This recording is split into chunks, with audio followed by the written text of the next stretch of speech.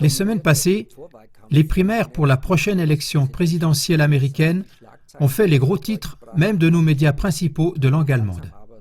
Lentement mais sûrement, il semble que se dessine la perspective qu'Hillary Clinton pour les démocrates et Donald Trump pour les républicains entrent en lice finale pour la fonction de 45e président. Tandis que Donald Trump est sévèrement critiqué pour ses prétendus dérapages verbaux par presque tous les médias principaux occidentaux, les reportages sur Hillary Clinton, la femme de l'ancien président Bill Clinton, sont majoritairement positifs. Ceci, justement, pourrait être un calcul, car les analystes politiques préviennent depuis longtemps que cette bataille médiatiquement préfabriquée entre les deux principaux candidats pourrait n'être en fait qu'un grand show. En août 2015 déjà, le magazine politique Cicero a écrit que les familles Trump et Clinton sont très amies et il soulève la question suivante. Trump pourrait-il être un sous-marin des Clinton? Le magazine demande dans un article intitulé « La folie pourrait avoir de la méthode ». Trump est-il vraiment un républicain? Ou est-il un sous-marin des Clinton qui devrait ridiculiser les républicains aux yeux du public afin que la démocrate Hillary ait de meilleures chances?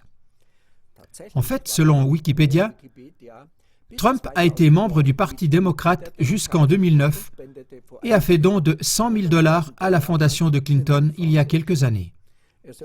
On dit qu'il a entretenu de bonnes relations avec Hillary Clinton et a déclaré publiquement Bill Clinton le meilleur président américain de tous les temps. Au surplus, les filles de Trump et de Clinton sont de grandes amies. Des collaborateurs ont découvert qu'en mai 2015, juste avant que Trump décide d'entrer dans la campagne présidentielle, il a eu une longue conversation avec Bill Clinton. Ce dernier a téléphoné à Trump et l'a conseillé sur la façon dont il pourrait faire bonne impression auprès des membres du Parti républicain. Les Clinton étaient aussi invités d'honneur au mariage de Trump avec sa troisième femme, Melania. Par sa famille, Trump est aussi étroitement lié avec des membres très riches du Parti démocrate. Son père venait déjà en aide à de grands pontes démocrates de l'immobilier. Son beau-fils, Jared Kushner, qui vient d'acheter l'ancien bâtiment du New York Times pour le prix d'1 demi-milliard de dollars, est membre du Parti démocrate. Mesdames et messieurs, une fois de plus, il semble se dessiner le fait que les élections imminentes pour la fonction qu'on dit la plus puissante du monde ne seraient pas de vraies élections, mais plutôt un show perfidement préfabriqué. Les critiques font remarquer depuis des années que seul celui qui est fidèle aux élites existantes de l'argent et du pouvoir reçoit le titre de président des USA. Le sociologue allemand connu Hans-Jürgen Krismanski résume cela comme suit.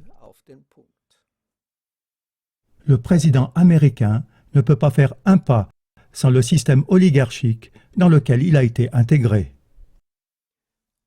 Avec l'exemple d'Obama, il explique que les présidents américains seraient au mieux les employés les plus puissants du monde.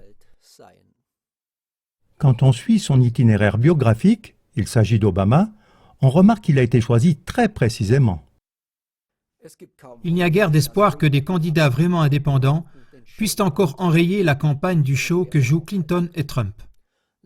Malheureusement, les États-Unis, qui mènent partout des guerres démocratiques sanglantes, présentent encore et toujours dans leur propre pays un manque dramatique de démocratie.